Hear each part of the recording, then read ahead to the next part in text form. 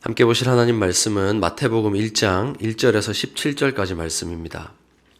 마태복음 1장 1절에서 17절까지 말씀 교독하신 후에 마지막 절 함께 읽겠습니다. 아브라함과 다윗의 자손 예수 그리스도의 계보라. 아브라함이 이삭을 낳고 이삭은 야곱을 낳고 야곱은 유다와 그의 형제들을 낳고 유다는 다말에게서 베레스와 세라를 낳고 베레스는 헤스론을 낳고 헤스론은 람을 낳고 람은 아미나답을 낳고 아미나답은 나손을 낳고 나손은 살몬을 낳고 살몬은 라합에게서 보아스를 낳고 보아스는 루색에서 오벳을 낳고 오벳은 이새를 낳고 이새는 다윗 왕을 낳으니라. 다윗은 우리아의 아내에게서 솔로몬을 낳고 솔로몬은 르호보암을 낳고 르호보암은 아비야를 낳고 아비야는 아사를 낳고 아사는 여호사밧을 낳고 여호사밧은 요람을 낳고 요람은 우시야를 낳고 우시야는 요담을 낳고 요담은 아하스를 낳고 아하스는 히스기야를 낳고 히스기야는 므낫세를 낳고 므낫세는 아몬을 낳고 아몬은 요시야를 낳고 바벨론으로 사로잡혀 갈 때에 요시야는 여고냐와 그의 형제들을 낳으니라. 바벨론으로 사로잡혀간 후에 여고냐는 스알디엘을 낳고 스알디엘은 스룹바벨을 낳고 스룹바벨은 아비옷을 낳고 아비옷은 엘리야김을 낳고 엘리야김은 아소르를 낳고 아소르는 사독을 낳고 사독은 아킴을 낳고 아킴은 엘리옷을 낳고 엘리옷은 엘르아사를 낳고 엘르아사는 mat단을 낳고 mat단은 야곱을 낳고 야곱은 마리아의 남편 요셉을 낳았으니 마리아에게서 그리스도라 칭하는 예수가 나시니라. 함께 읽습니다. 그런즉 모든 대수가 아브라함부터 다윗까지 14대요 다윗부터 바벨론으로 사로잡혀 갈 때까지 14대요 바벨론으로 사로잡혀 간 후부터 그리스도까지 14대더라. 아멘.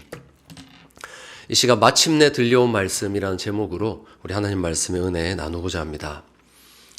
하나님께서 말라기를 통해 구약의 모든 약속을 말씀하신 후에 신약 성경인 마태복음이 펼쳐집니다. 구약의 마지막 성경인 말라기와 마태복음 1장 사이는 단 한 페이지 차이뿐입니다. 그런데 이 한 장을 넘기는 데에 500여 년의 세월이 있습니다. 그래서 우리가 마태복음을 열 때는 그 앞에 있는 하나님의 약속과 세월의 무게를 느껴야 합니다. 구약의 오랜 약속들이 어떻게 성취될 것인가 하는 그런 기대의 무게가 필요하고 하나님 백성들이 그 혹독한 시간을 약속을 기다리면서 끈질기게 견디면서 하나님께 던졌던 질문이 무엇인가 하는 그 질문의 무게 말입니다. 나라가 망하고 성전이 파괴된 그런 캄캄한 어둠 속에서 이스라엘은 질문했습니다. 우리 하나님은 여전히 살아계신가?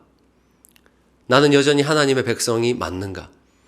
하나님께서 약속하신 그 희망의 날은 도대체 언제 임하는 것인가? 그런데 이 본문을 통해서 하나님께서 마침내 말씀을 하시는데 그것은 미안하다, 기다리느라 고생 많았지 이 말씀이 아니라 족보라는 것입니다. 우리가 가진 이 성경책이 단어 하나하나는 물론 그 성경의 배열에까지도 하나님께서 친히 주관하셔서 그렇게 되도록 만드셨다라는 우리 고신교회 신앙 고백에 따라서 신약의 첫 번째 메시지로서 우리 하나님 족보를 말씀하신 것은 큰 의미가 있습니다. 오래 기다린 성도들에게 마침내 들려온 말씀의 첫 마디로 하나님께서 족보를 주신 이유는 무엇인가? 우리가 세 가지로 함께 나누고자 합니다. 첫째는 잉태되는 은혜입니다. 이스라엘에게 있어서 캄캄했던 이 기다림의 시간은 잉태 기간입니다. 오늘 우리가 읽은 족보에 많은 인물들이 나오지만 우리가 눈여겨보아야 될 인물은 두 사람입니다. 본문 1절에 아브라함과 다윗의 자손 예수 그리스도의 계보라. 우리 예수님 말고 두 사람이 나오죠. 아브라함과 다윗입니다. 이 두 사람에게는 하나님께서 아주 특별한 약속을 주셨죠. 바로 후손과 땅에 대한 약속, 영원한 왕위에 대한 약속을 하나님 주셨습니다. 그렇다면 이 신약이 펼쳐지면서 오랜 구약에 대한 대답으로서 하나님이 주신 말씀의 의미는 무엇인가 하면 앞에 있는 이 오래된 약속의 성취를 이 족보를 통해서 확인해 보라라는 것입니다. 하나님께서 아브라함에게 후손을 약속하실 때 이런 말씀하셨습니다. 내가 너와 내 후손에게 내가 거류하는 이 땅, 곧 가나안 온 땅을 주어 영원한 기업이 되게 하고 나는 그들의 하나님이 되리라 말씀하셨어요. 당연히 여기서의 후손은 이삭과 또 그 이후에 나오는 수많은 이스라엘 민족을 말씀하시는 것이라고 우리가 이해했습니다. 그런데 갈라디아서에서 바울이 창세기를 이렇게 해석합니다. 이 약속들은 아브라함과 그 자손에게 말씀하신 것인데 여럿을 가리켜 그 자손들이라 하지 아니하시고 오직 한 사람을 가리켜 내 자손이라 하셨으니 곧 그리스도라. 사실 이 말씀이 아브라함의 후손으로 오실 예수 그리스도에 대한 말씀이었다는 겁니다. 무슨 뜻입니까? 그 기다림 또한 하나님의 계획이라는 겁니다. 이 족보가 우연히 써내려간 족보가 아니라 하나님의 정확한 계획을 따라서 예수님을 향해서 가고 있는 족보였다 이 말입니다. 그렇다면 아브라함부터 예수님까지의 그 모든 족보의 기간이 잉태 기간이요. 예수님의 오심은 출생이라 할 수 있습니다. 잉태는 특징이 있습니다. 어둡다는 겁니다. 들리지 않고 보이지 않습니다. 하지만 아기가 뱃속에서 뭘 하고 있는지, 어떻게 자라고 있는지 우리가 알 수 없다고 해서 이 기간이 부모와 아이가 끊어진 절망의 시간은 결코 아닙니다. 우리 중 아무도 잉태의 기간을 절망 가운데 보내는 사람이 없습니다. 반드시 태어날 것이라는 희망을 가지고 그 시간을 보내는 것이죠. 이처럼 예수님께서 이 땅에 오시기까지 이스라엘 백성들이 수없이 자초했던 그런 위기와 하나님을 배반했던 사건들, 나라가 몇 번이 망하는 그런 난관이 있었지만 마침내 이 땅에 오신 예수님을 볼 때 이 족보는 하나님의 약속을 기다리는 모든 성도들에게 은혜는 잉태되는 것이라고 말씀하는 겁니다. 우리 인생에도 묵묵부답하신 하나님에게 실망할 때가 있습니다. 하나님 도대체 어디 계시며 무엇을 하고 계시며 이렇게 내던져진 것 같은 나는 하나님의 백성이 맞습니까? 그때 우리에게도 하나님의 응답은 이 족보와 같을 것입니다. 아브라함에게 하신 약속이 결코 즉흥적이지 않았다. 이 족보를 통해 말씀하신 하나님처럼 우리 삶에 하나님의 은혜가 임할 때 그 응답에 다급함이라고는 없을 것이라고 확신합니다. 우리가 생각조차 할 수 없는 미래에서부터 철저히 준비되어 있으신 하나님은 자녀의 필요를 잊고 있다가 갑자기 자녀가 아플 때 허겁지겁 달려와서 아이고 미안하다. 내가 보살피지 못했다. 그렇게 말씀하실 수가 없는 하나님입니다. 우리가 만약 기도한 만큼 은혜 받고 살아가는 존재라면 우리 인생에 빈곤한 날들이 얼마나 많겠습니까? 그런데 기도 안 했는데도 막 뭔가 채워지고 길이 열리는 그런 뜻밖의 기적을 우리가 얼마나 많이 경험하고 살아갑니까? 우리가 기도할 수 없었던 날에도 하나님의 은혜가 임하면 여러분 그건 도대체 어디서 온 은혜입니까? 심지어 우리가 그분을 떠나 살았던 날에도 우리를 돌아오게 할 만큼 놀라운 은혜, 그런 거 우리가 경험하고 살지 않았습니까? 이것이 바로 잉태된 은혜입니다. 세상이 만들어지기 전부터 하나님께서 나에게 주시려고 예비해 놓으신 은혜, 그것이 우리의 삶을 채우는 겁니다. 그러니 우리가 오늘이란 이 시점에 누리는 은혜도 그 시작은 사실 오늘이 아닙니다. 하나님이 오늘 아침에 눈 떠서 갑자기 생각하셔서 내려주시는 은혜가 아니죠. 오늘에 필요한 은혜가 오늘 나에게 정확히 임하도록 하나님께서 저 멀리서부터 준비하신 은혜를 우리가 받고 살아가는 것입니다. 너무 필요하고 다급한데 우리 인생에 하나님의 도움의 손길이 보이지 않아서 괴로웠다면 우리 이렇게 믿읍시다. 날 위한 은혜가 아직 잉태되고 있구나. 하나님의 은혜가 임하기까지는 잉태의 시간이 필요함을 믿고 이 족보처럼 정확히 필요한 은혜를 공급해 주시는 그 하나님의 손을 신뢰하는 여러분 되시기를 바랍니다. 둘째는 대체 불가한 부르심이 이 족보를 통해서 우리에게 나타나고 있습니다.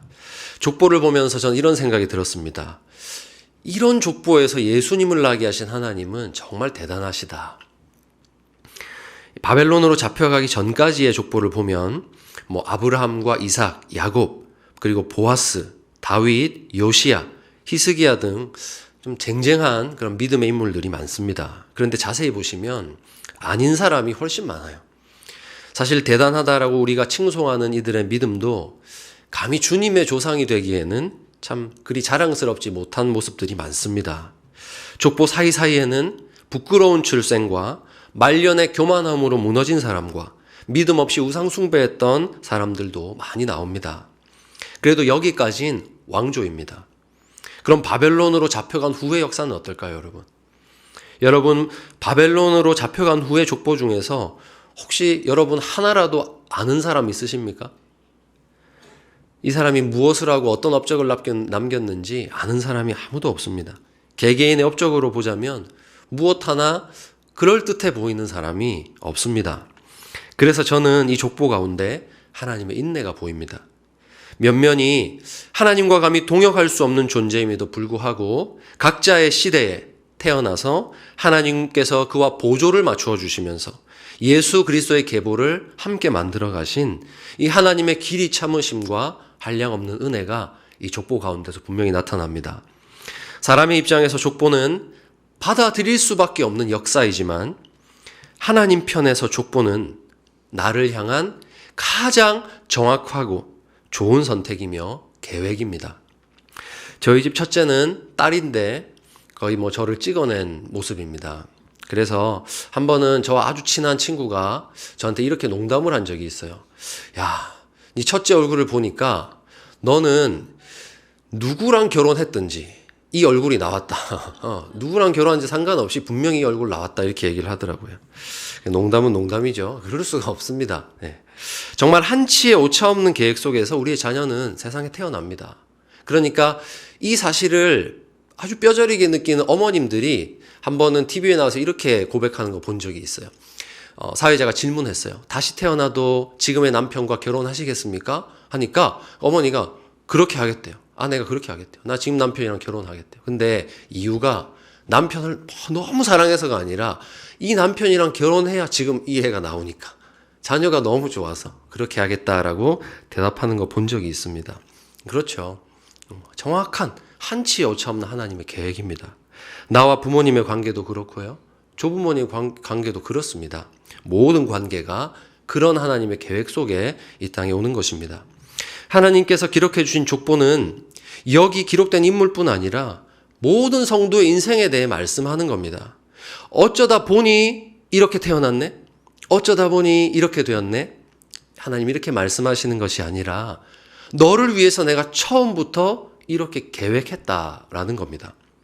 이 족보에 이름이 새겨진 사람은 반드시 그 자리에 있어야 할 사람이었고 그 사람이 아니면 안 되는 하나님의 계획이 있었던 겁니다.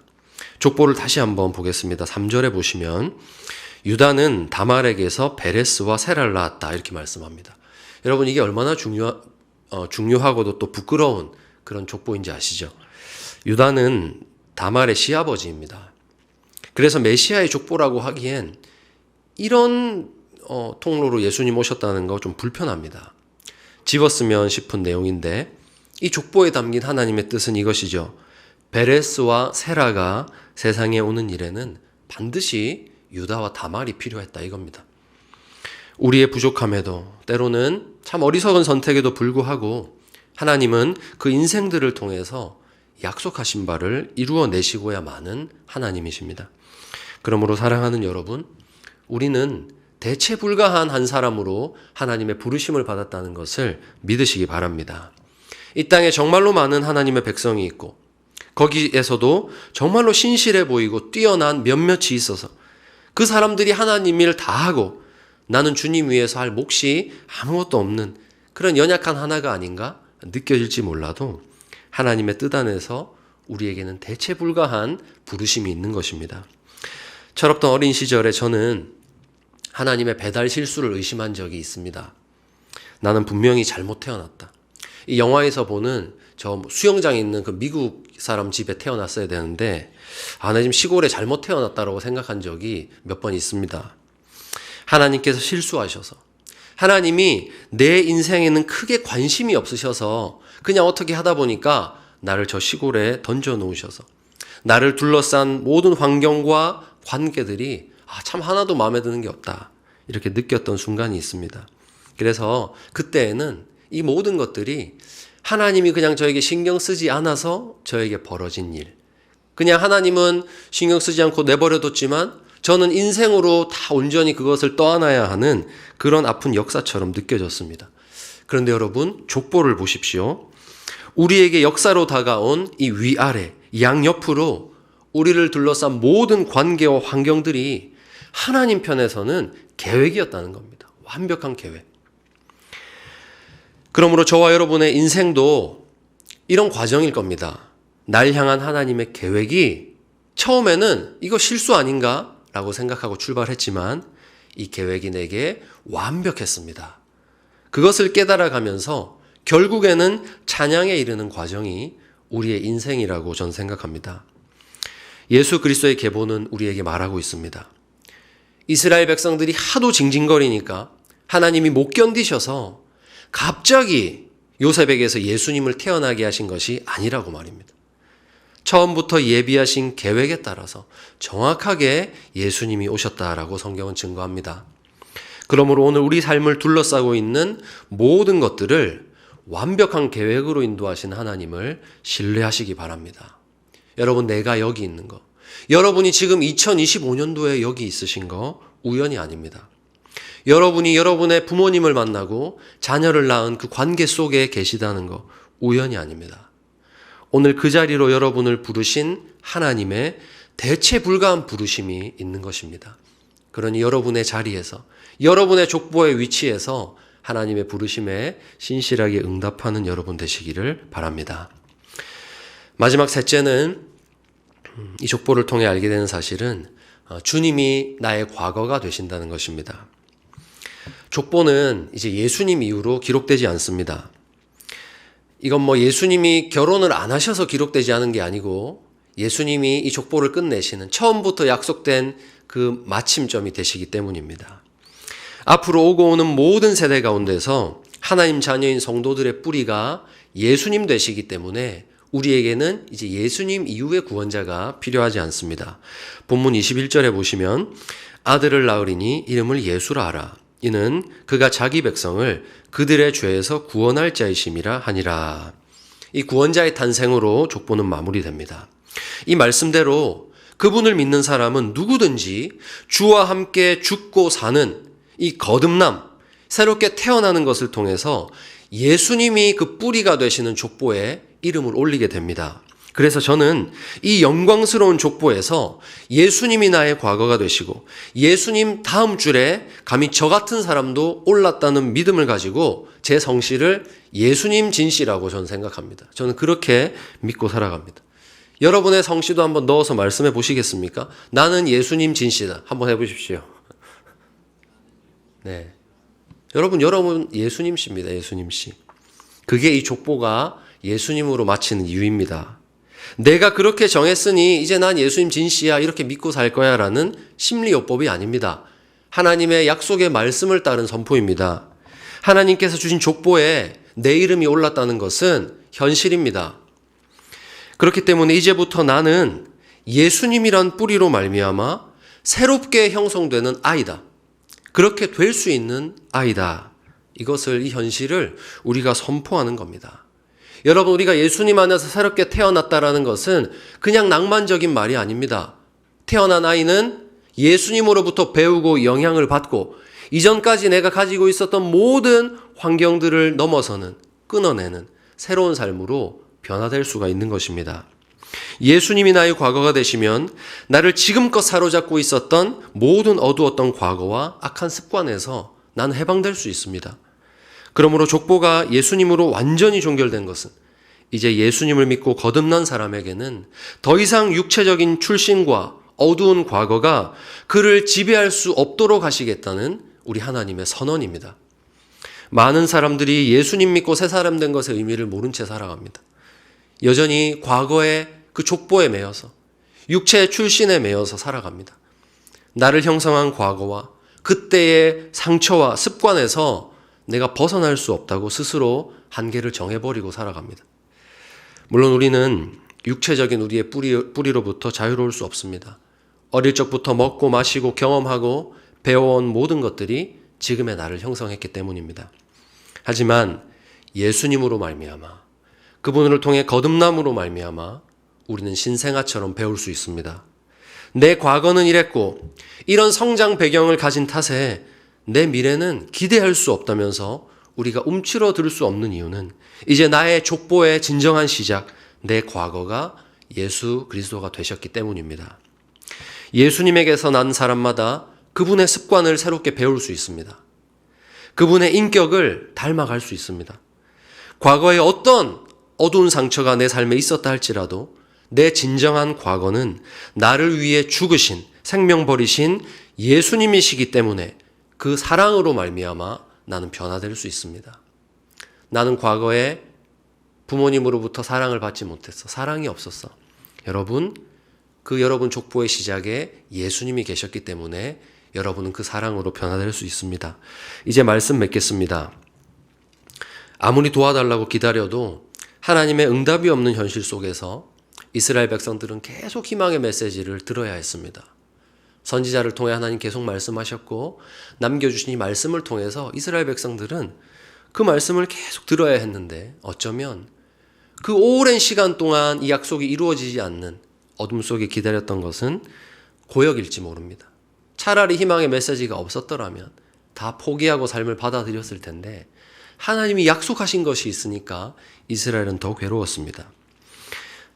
이와 마찬가지로 다른 사람에게는 응답하고 살아계신 하나님 모습 우리가 종종 봅니다.